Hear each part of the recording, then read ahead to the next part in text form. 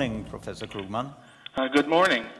Well, this is Gunnar Öqvist again, and we have just announced to the world that you are the 2008 laureate in economics. Warm congratulations. Thank you very much. I'm still quite utterly stunned. Well, I guess it was an unusual start of your morning. Yes. I'm still thinking to myself a little bit, I don't have time for this. There are meetings to go to. Well, we heard about that. Okay, well, I think they will be, those at the meeting will understand the importance of you being present at this press conference. El 13 de octubre de 2008, el economista norteamericano Paul Krugman recibía una noticia que esperaba, aunque no tan pronto. Y es que Krugman ya había obtenido la medalla John Bates Clark, otorgada a economistas que destacan con menos de 40 años y que se considera la antesala del Nobel de Economía. La Academia Sueca ha premiado ahora su capacidad para explicar cuestiones como los efectos de la globalización, el libre comercio o el incremento de población que se produce en las grandes ciudades frente a la despoblación en las zonas rurales. En 1979, con solo 25 años, Paul Krugman publicó un artículo titulado Retornos incrementales, competencia monopolística y comercio internacional. En 10 páginas había revolucionado el modo de entender la especialización comercial de los países desarrollados, dando origen a lo que se ha llamado Nueva Teoría del Comercio Internacional. Amplía este trabajo con otro, publicado en 1980. En ambos introduce además otro eje de estudio centrado en los modelos espaciales de distribución de la actividad económica, que desarrolla más profundamente en 1991 y que se conoce como geografía económica. Yo creo que es una magnífica noticia. Paul Krugman es uno de los economistas más brillantes en la actualidad y de los más comprometidos. Muchos economistas estábamos preocupados en los últimos años, sobre todo en los 90 y primeros 2000, con la deriva que estaban tomando los premios Nobel de Economía, ¿no? El que casi siempre iban derivando a posturas cada vez más ultraliberales. Ya el colmo fue hace, no recuerdo la fecha, pero pongamos 5 años, cuando se dio el Nobel a 2 economistas que eran puros teóricos de la especulación, es decir, reglas para cómo especular mejor, ¿no? Claro, eso para mí fue un escándalo. Es decir, creo que, y los hechos es que 2 años después el fondo que asesoraban estos economistas quebró. Entonces yo creo que eso fue una cierta llamada de atención. Yo creo que desde entonces los premios Nobel han intentado centrarse un poco más en economistas más serios y que aportan realmente soluciones a los problemas y no los crean. En ese sentido, pues claro, el que diera el Nobel a Amartya Sen, por ejemplo, pues fue una noticia también importante, es decir, por fin parece que se están dando cuenta de que por ahí no iban, ¿no? Y en ese sentido luego han sido Stiglitz, ha sido Krugman, bueno, son nombres muy importantes y quizá los 3 representan algo parecido. Economistas muy rigurosos, magníficos economistas, pero al mismo tiempo muy próximos a los problemas reales y cotidianos, muy críticos con unas versiones excesivamente teóricas o excesivamente confiadas en que el mercado lo arregla todo, etcétera, mucho más defensores de que el mundo es gris y no blanco o negro, aunque normalmente en las polémicas pues parece que se inclinan lógicamente más por unas posiciones críticas. La Academia Sueca ha destacado en el bagaje de Paul Krugman su colaboración en los medios de comunicación.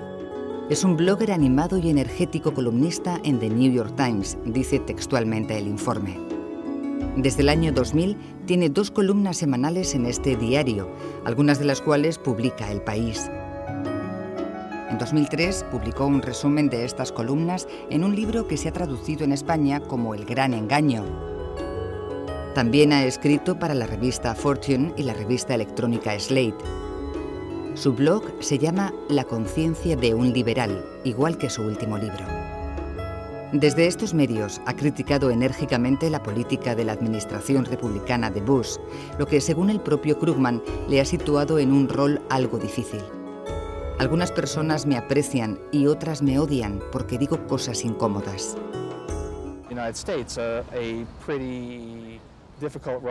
En Estados Unidos me he situado en un rol, digamos, un poco difícil. Algunas personas aprecian lo que hago y otros me odian profundamente porque digo cosas incómodas. Lo que sí ha llamado la atención es que en el momento en el que Paul Krugman parecía más centrado en las tareas de divulgación, digamos, de confrontación política, ¿no?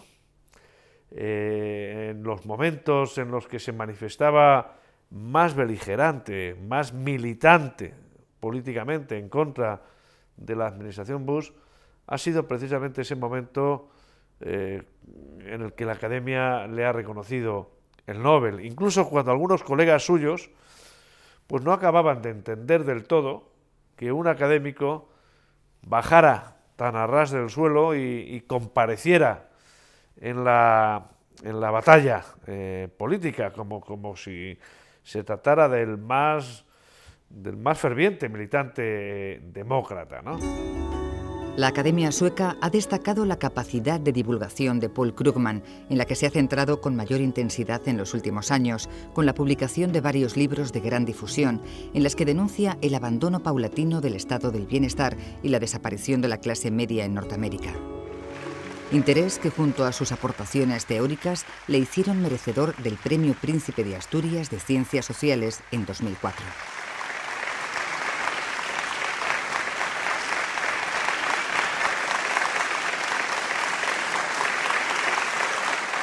We don't see a lot of political backlash against inequality yet. I mean, that's one of the, in some ways that's a mystery. We actually do have enormous inequality, much more so than we did 30 years ago. The public is not especially upset, although there are signs that it is starting to, the issue is starting to gain traction, as we say in the jargon. But it's very slow. So this is a, I think there are a number of reasons for that. The United States traditionally has been a place of high social mobility. It's actually much diminished now, but people don't quite realize that yet. And I also think that many people do not realize how rich the rich have become in the United States. The perceptions of inequality have lagged the reality.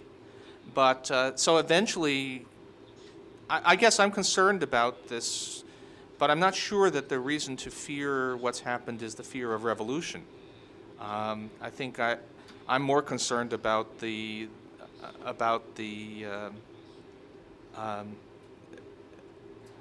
progress of oligarchy than I am against the possibility of revolution against it. But no, it is extraordinary. We are fully back to 1920s levels of inequality in the United States. The whole shift to a middle-class society that took place in the 1940s has now been reversed. Seguramente por estas posiciones se le ha enmarcado como intelectual de izquierdas, lo que él mismo aclara. I mean, it's funny and it's scary, but not about me, but about what's happening to the United States. I'm not a left-winger. I mean, I'm very much defender of free trade and all of that. What I am is very critical of the current government in the United States. And rather than answer the criticisms that I'm making, they and their defenders prefer to portray me as being some kind of radical. In fact, they're the radicals. Basically, I'm a moderate trying to criticize a very radical attack on the way we run the United States. And their response, this being very much a George Orwell world now, is to claim that I'm the radical. It is funny. If you talk to people who knew me, or people from the left were attacking me a lot 4 or 5 years ago, and now I'm considered to be a leftist. En la introducción de su libro La conciencia de un liberal, que ha titulado Tal como éramos, en referencia a la película de Sidney Pollack, Krugman relata que nació en 1953 en Nueva York, se crió en una zona de suburbio y se comprometió con las causas sociales del momento. Pertenece a la clase media norteamericana, una clase en desaparición, como denuncia últimamente. Estudia en la Universidad de Yale y a los 24 años, en 1977, ya es doctor del prestigioso Instituto Tecnológico de Massachusetts, MIT. Su carrera docente sigue un recorrido similar al de sus estudios. Primero en la Universidad de Yale, después en el Instituto Tecnológico de Massachusetts, MIT, la Universidad de Stanford y de nuevo en el MIT. En el año 2000 se incorpora a la Universidad de Princeton, Nueva Jersey, como profesor de Economía y Asuntos Internacionales. Allí recibe un homenaje nada más hacerse pública la concesión del Premio Nobel. Yo creo que han creado, en su momento, en los años 80 y quizá posteriormente, han creado un ambiente de una fuerte controversia intelectual que yo creo que ha sido un motor para el avance de la disciplina, sinceramente lo pienso.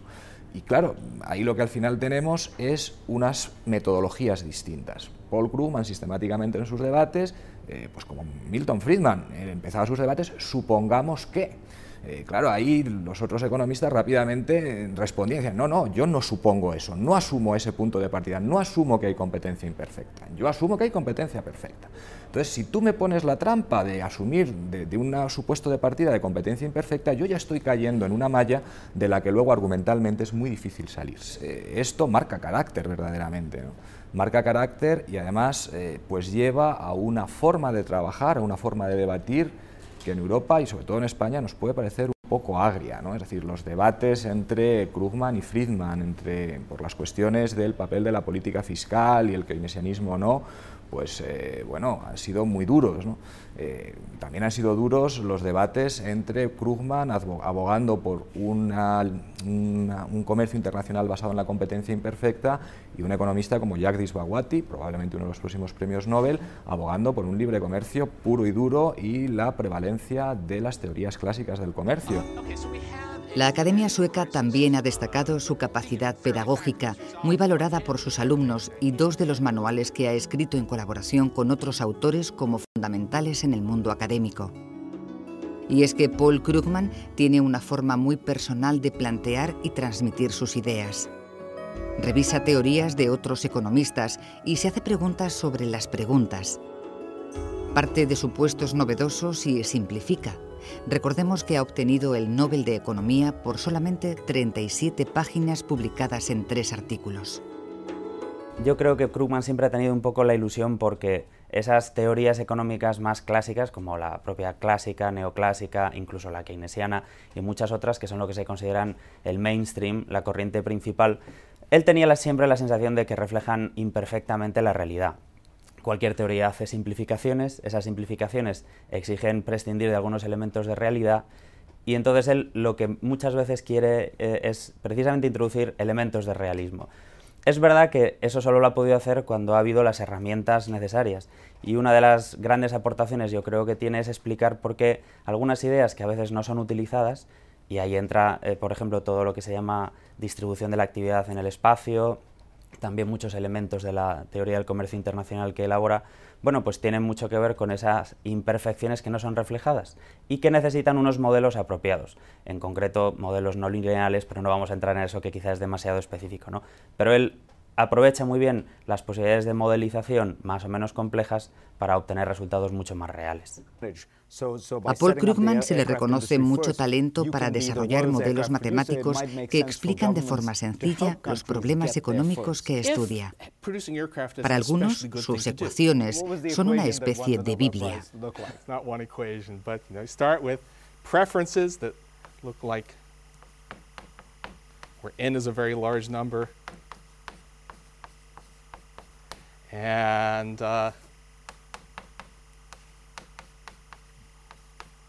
And then you start working forward from there.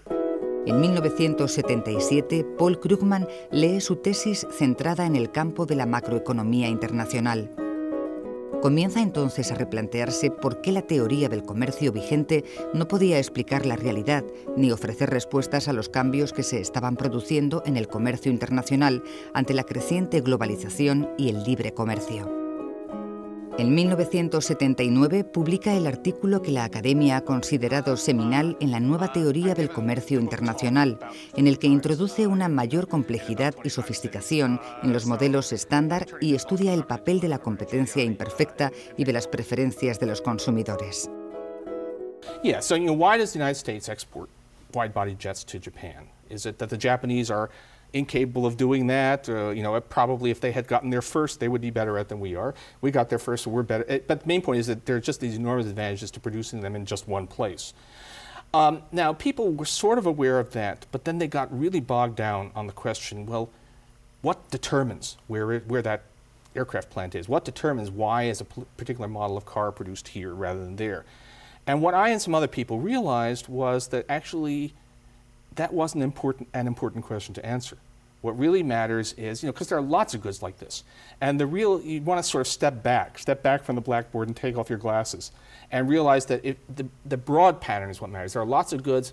Every country is producing a different set of goods. They may be only slightly differentiated, but enough so that people are buying.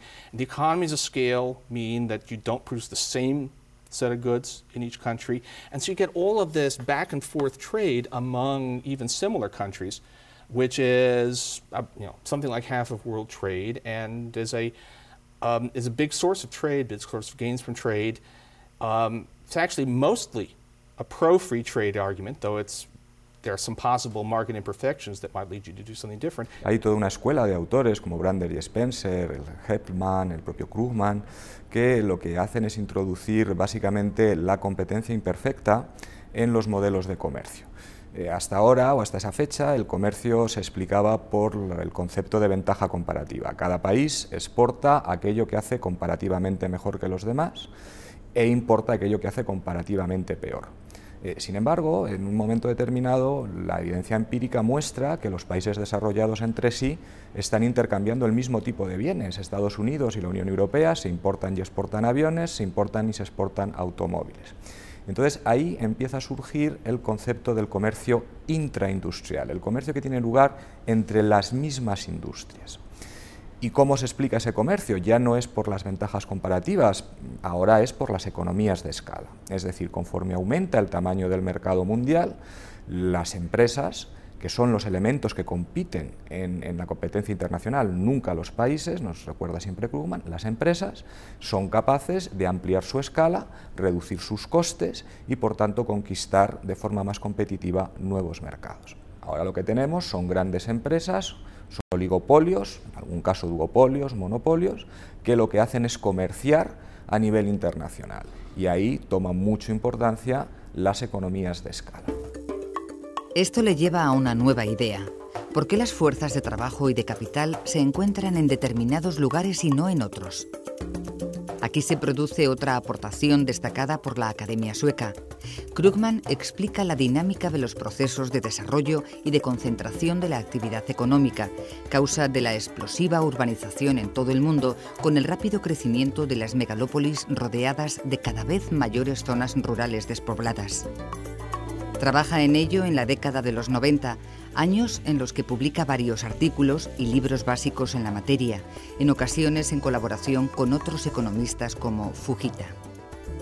Me parece que es muy claro para cualquiera que haya hecho un curso de economía básica que los economistas clásicos, neoclásicos, la teoría económica que se estudia en una universidad prescinde ordinariamente del espacio. Quiero decir que los países los tratan como puntos, no hay nada dentro de un país. Luego ya entra un análisis muy estructural de economía regional, pero en cuanto a la teoría, omiten los espacios. Y Krugman introduce una innovación que me parece que es muy interesante, que es, hay algunos elementos, y él cita varios, pero tres fundamentalmente: economías de escala, que es en lo que se centra en buena medida, todo lo que se llaman economías de acumulación, de aglomeración, y también toda la influencia de la historia. ¿Por qué una región, a veces, simplemente porque empezó antes a desarrollarse, mantiene su liderazgo con respecto a otras que a lo mejor tienen mejores condiciones o más recursos a su disposición? Esos tres elementos, economías de escala, economías de aglomeración y la influencia de la historia, de quién empieza antes, de quién acumula más conocimiento, define que haya distintas regiones en un país algunas mucho más desarrolladas que otras, y esto lógicamente tiene unas consecuencias en términos de costes personales, migraciones, traslados de personas, empobrecimiento de algunas zonas.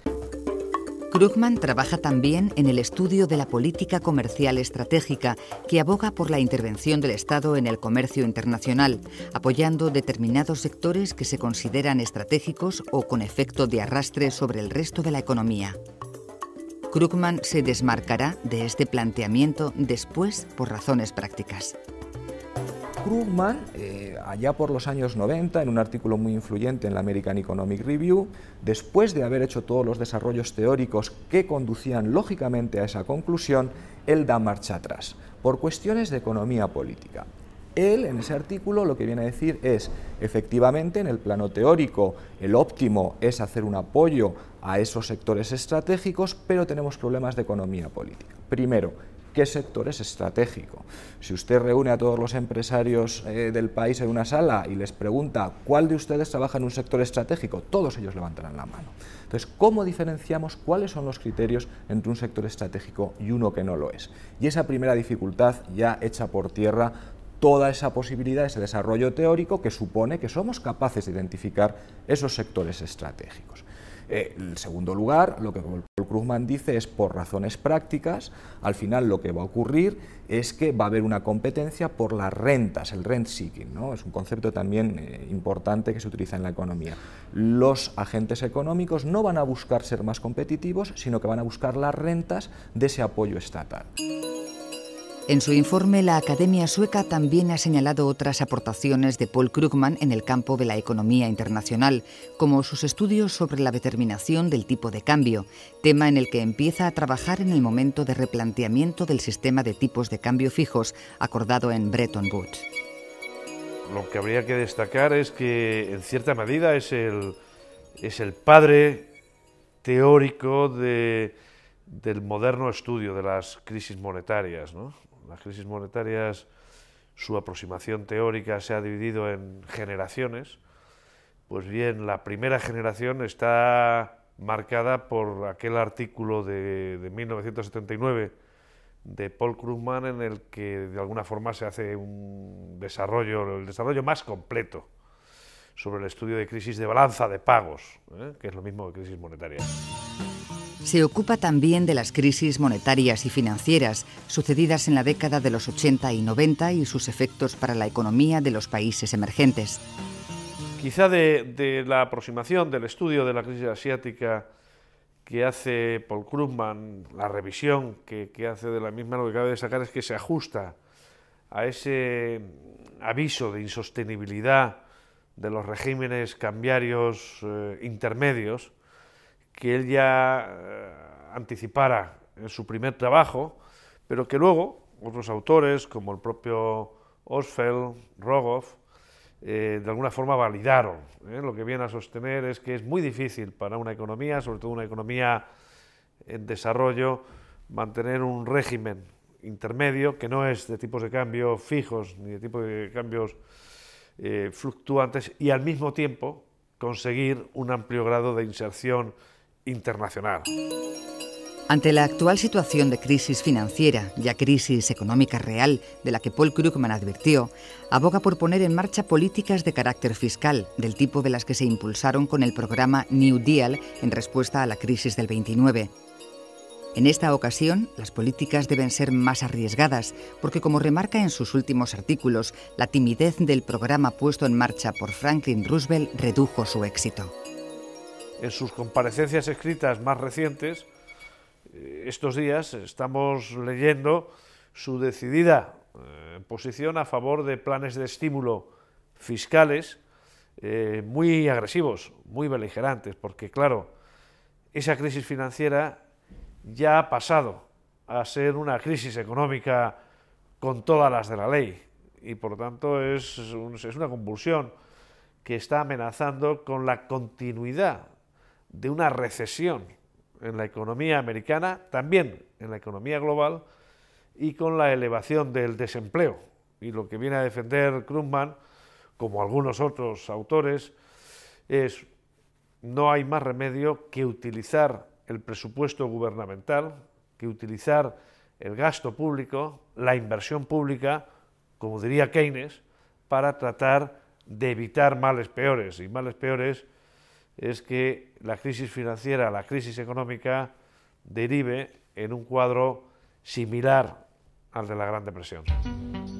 Paul Krugman advierte en 1999 en su libro De vuelta a la economía de la Gran Depresión, al referirse a las crisis económicas de los 90, una frase que hoy, casi 10 años después, sigue teniendo vigencia.